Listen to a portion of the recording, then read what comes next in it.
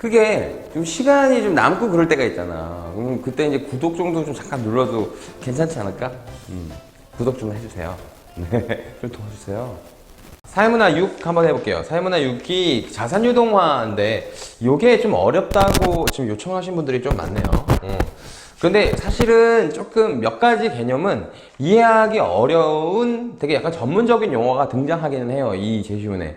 그런데 그거는 사실 완전히 이해하지 않더라도 사실 문제 푸는 데는 지장이 없을 거예요. 문제 푸는 데 지장이 없는데 약간 선생님이 알고 있는 사례랑 좀 결부지어서 조금 이번에는 개념 설명도 하고 좀 이렇게 좀 재밌는데 사례와 함께 한번 해볼게요. 자, 첫 번째 문단에서는 어떤 개념 나오냐? 자, 채권이라고 하는 개념, 그리고 채무라고 하는 개념 나오죠. 자, 이건 뭔지는 다 알 거예요.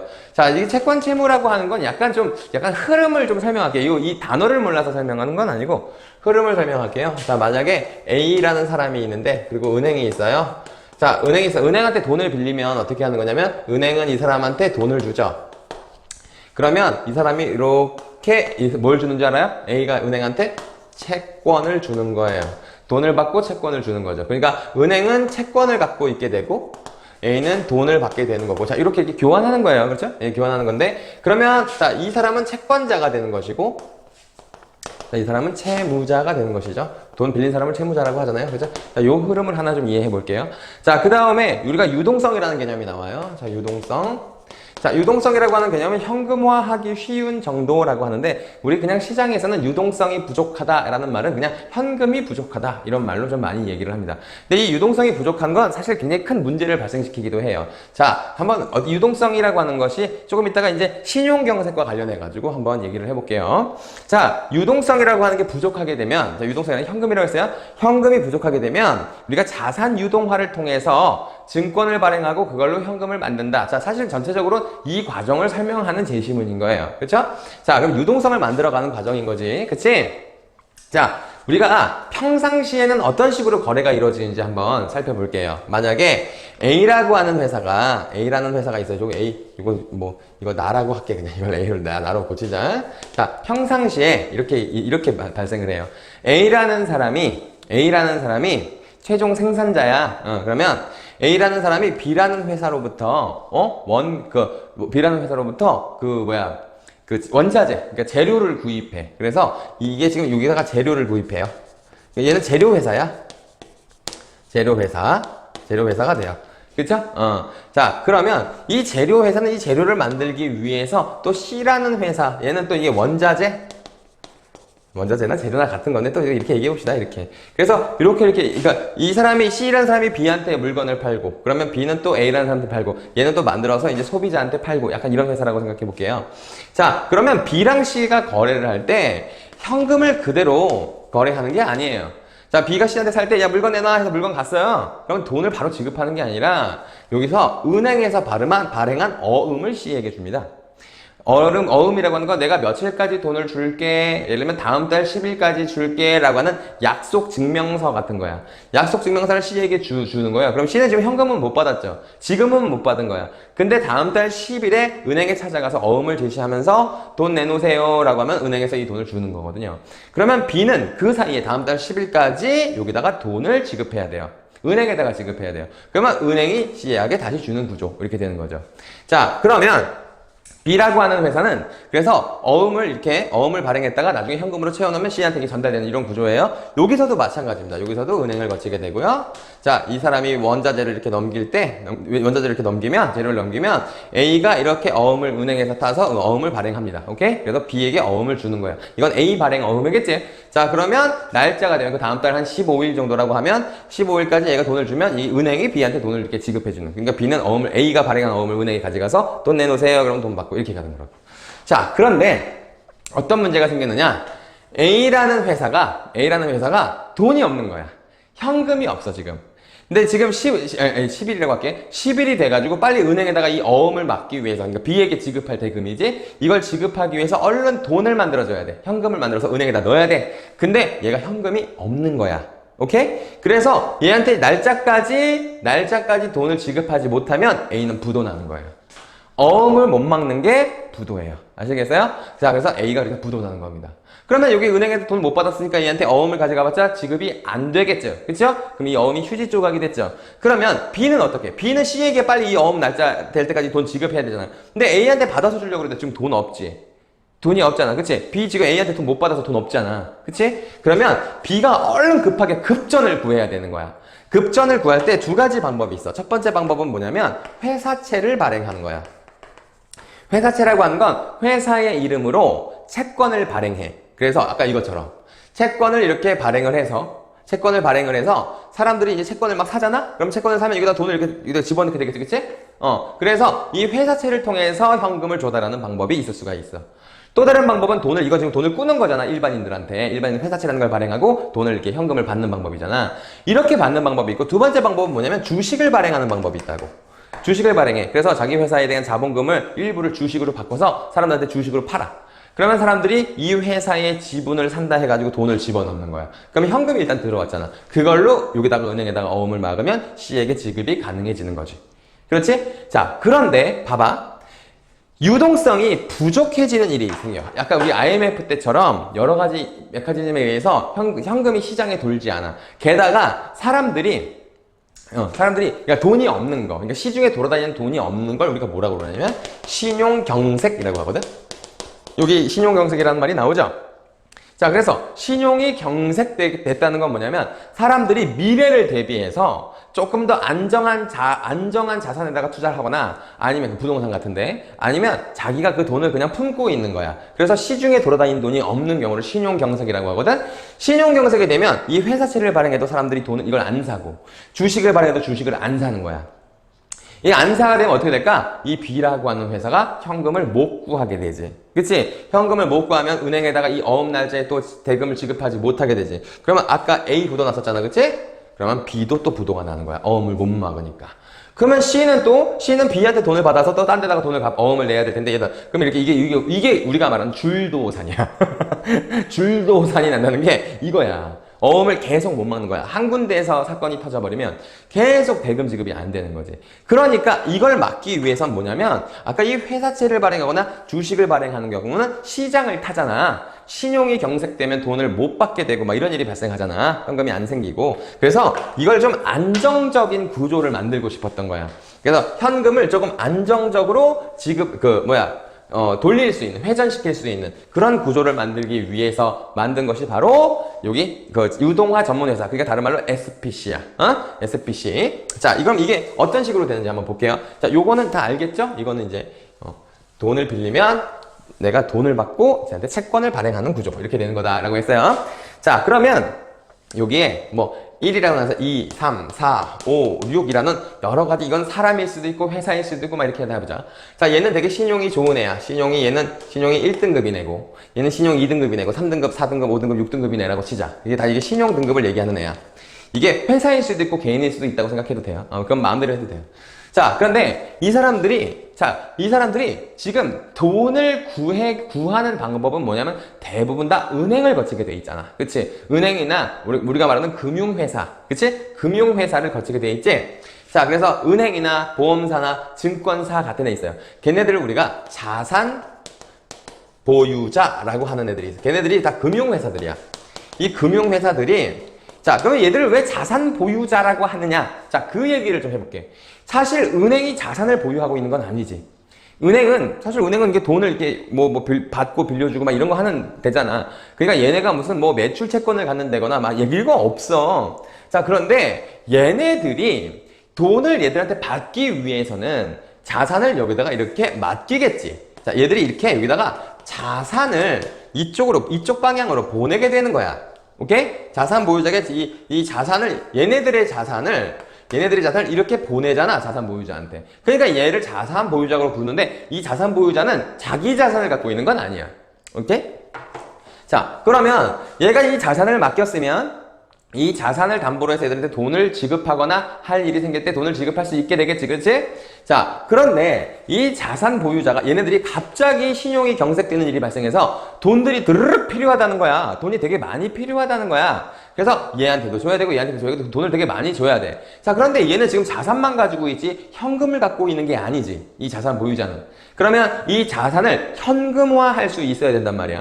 일반적으로 은행 같은 데도 이거 채권을 발행할 수가 있기는 한데, 은행채라고 해, 그거를. 그거는 너무 조금 한도가 있으니까 얘들의 자산, 그러니까 얘 거 아니, 자산 보유자, 은행 거 아니야. 이거 국민은행이라고 할게. 국민은행. 그게 좀 쉽지? 자, 국민은행이 가지고 있는 거 얘 거 아니잖아. 얘가 지금 맡겨놓은 거잖아. 그치?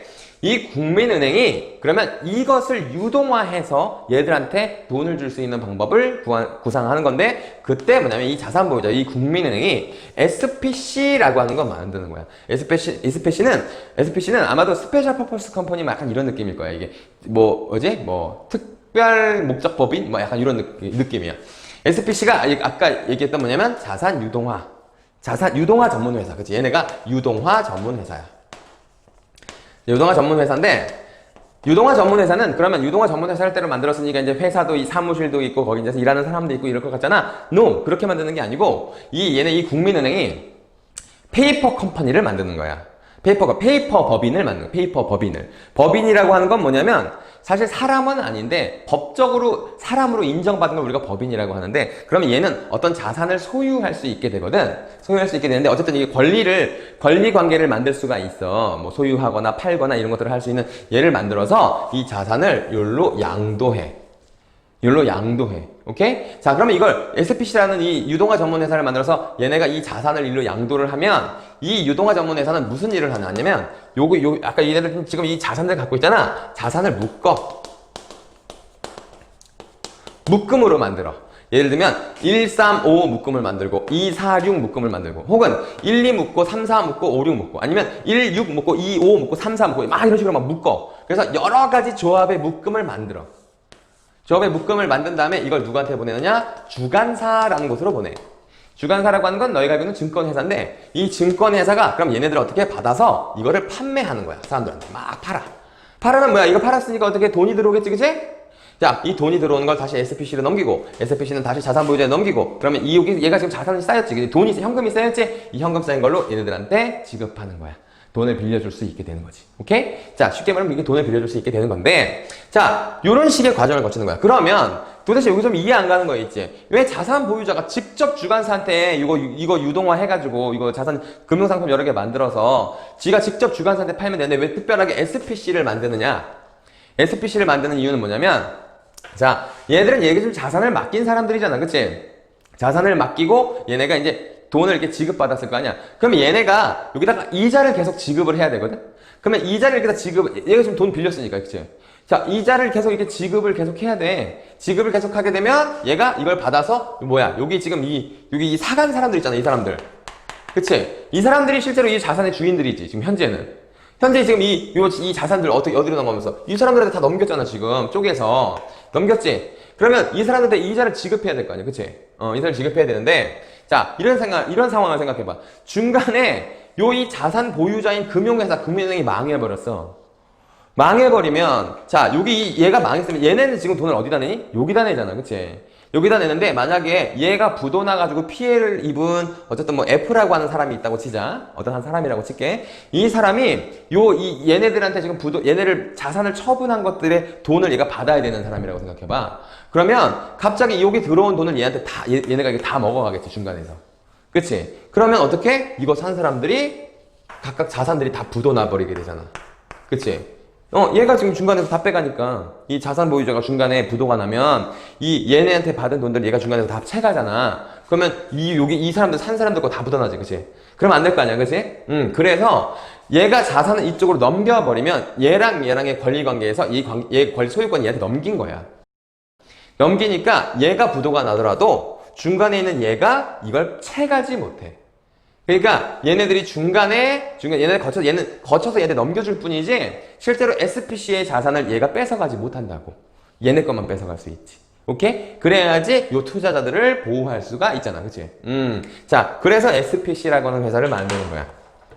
자, 그러면 이렇게 하는 게 사실 현금을 만든다는 점이 좋은 건 알겠지? 현금을 쉽게 만들어서 이렇게 막 여러 사람한테 팔아가지고 현금을 쉽게 만들어서 여러 사람들한테 대출을 해줄 수가 있는 구조잖아. 그치? 그러니까 사실은 좋지. 이 사람들은 뭐냐? 안정적으로 얘들이 주는 이자를 받을 수가 있고. 그치? 얘네들은 대출이 필요한 애들인데 대출을 받을 수 있고. 그러니까 중개자 역할을 얘네들이 되게 잘하게 되는 거잖아. 그치? 자, 그런데 어떤 점이 또 좋으냐 하면 이게 참 좋아. 이게 사실은 굉장히 잘 이용하면 좋은 구조야. 그래서 아까 얘기한 것처럼 중간에 아까 현금 못 구하면 부도 나서잖아. 부도 나는 것도 얘네들이 다 막을 수 있잖아. 현금이 도니까. 그치? 자, 그리고 또 얘네가 아까 내가 묶음을 여러 가지로 조합을 만든다고 했잖아. 묶음을 만드니까 예를 들면 신용등급이 1등급짜리는 뭐냐면 굉장히 안정한 자산이잖아. 안정한 자산이기 때문에 부도가 안 나. 그러니까 여기는 어떤 이 투자자들 중에 나는 조금 돈 많이 필요 없고 좀 안정적으로 돈 굴릴 때가 필요해. 그러면 얘네들이 약간 좀 신용등급이 높은 자산에 투자를 하겠지. 근데 어떤 애는 나는 약간 좀 모험적으로 돈 투자해갖고 좀 돈 수익을 좀 많이 받고 싶어. 그러면 신용등급 낮은 애들 거 사면 되는 거야. 신용등급 애들 낮은 애들은 좀 불안정한 대신에 수익률이 굉장히 높단 말이야. 그래서 수익을 준다고. 그런데 얘네들이 아까 내가 막 컨비네이션 한다고 그랬잖아. 막 섞는다고 그랬잖아. 근데 어쨌든 안정자산이랑 위험자산이랑 이게 섞인 금융상품이다 보니까 위험성은 훨씬 낮아졌고 수익률은 아까 얘네들 이렇게 신용 좋은 애들보다는 높아지고 그렇게 된단 말이야. 그러니까 다양한 상품을 만들 수도 있고 위험도 좀 낮아지고 수익률도 좋아지고 결국에는 투자자들은 다양한 선택권을 갖게 되고 얘네들은 돈을 좀 쉽게 빌리는 데다가 얘네들은 또 되게 많은 선택권을 갖게 되고 뭐 조합도 막 안정적이기도 하고 그렇다고. 굉장히 좋은 거지. 자, 그런데 이런 경우가 있어. 꽤나 안정적이라고 겉으로는 보이는데 실제로 위험한 되게 페이크 자산이, 페이크 투자 상품이 있을 수도 있겠지. 얘는 만약에 이게 막 100개씩 있다고 치면 얘는 한두 개밖에 안 들어있는데 실제로 거의 거지 같은 애들의 그 거지 같은 금융상품이 훨씬 더 많은데 겉으로는 신용등급이 좋은 거야.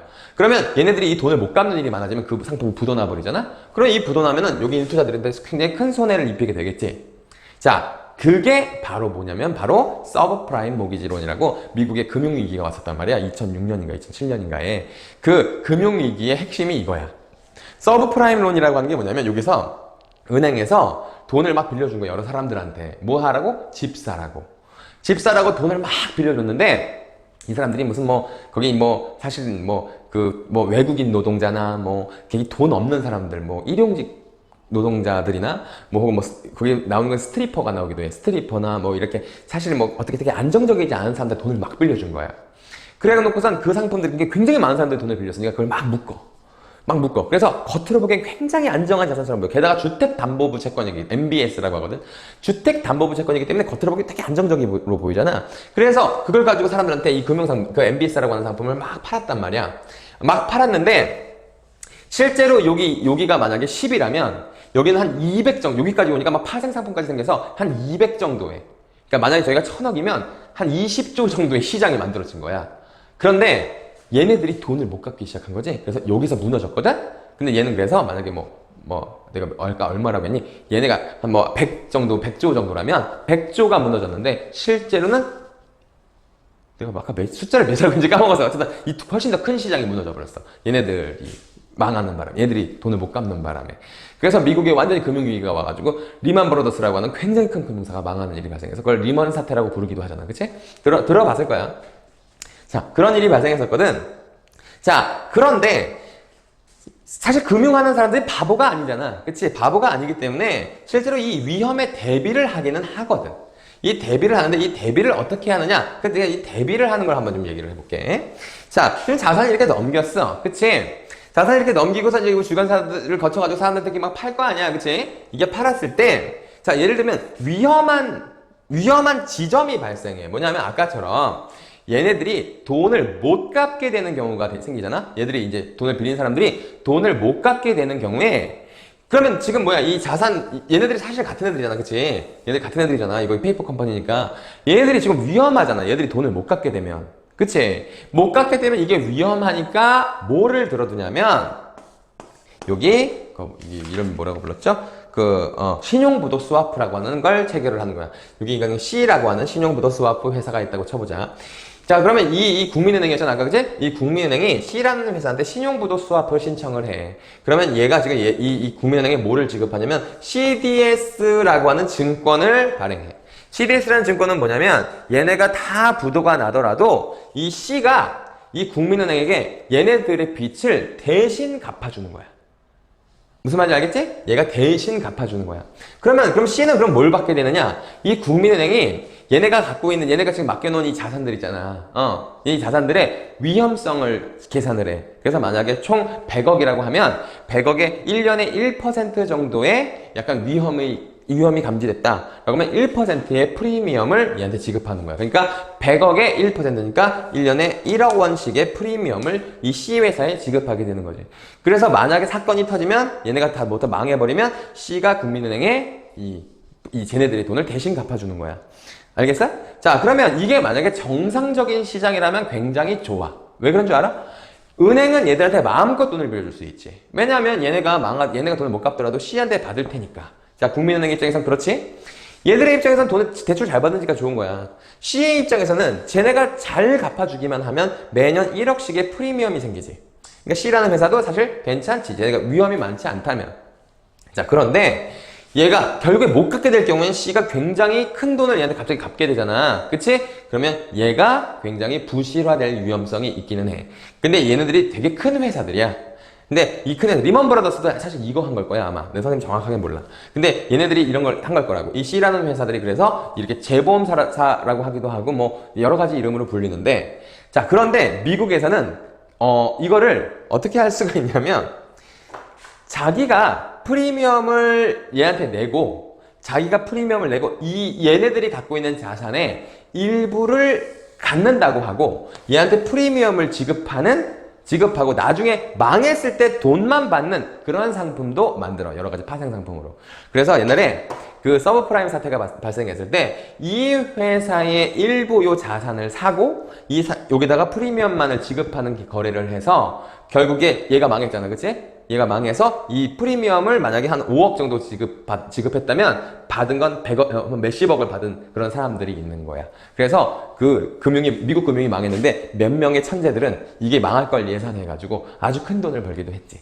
자, 그렇다는 거죠. 자, 그래서 이게 지금 뭐냐면 신용보도 스와프가 이렇게 한다는 거야. 사실은 보험 같은 거야. 알겠죠? C라고 하는 보험사. 그러니까 이 회사에다가 CDS를 신청하면 CDS를 얘가 주고 얘가 위험 프리미엄은 얘한테 주고 그래서 만약에 제가 부도나면 돈을 대신 갚아주는 구조. 그러면 얘네가 안 망할 수 있겠지. 그치?